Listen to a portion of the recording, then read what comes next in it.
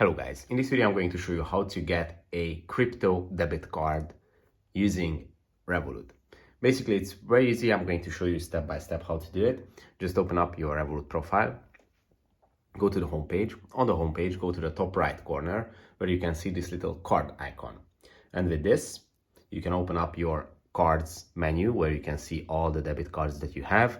It doesn't matter which types you use, because you can switch any of these into a crypto debit card by tapping on it and going to the settings menu right here. In the settings menu, go to the first option, which is spend from. And here, if you open it up, you can see that you can basically select which account, wallet or pocket should this card use. And if you switch it to crypto, you can select a specific crypto or you can set it to all crypto.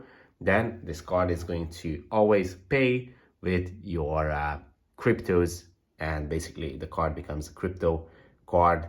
And yeah, it's pretty easy to use. I hope this video was helpful for you. If it was, please consider sending a super thanks donation.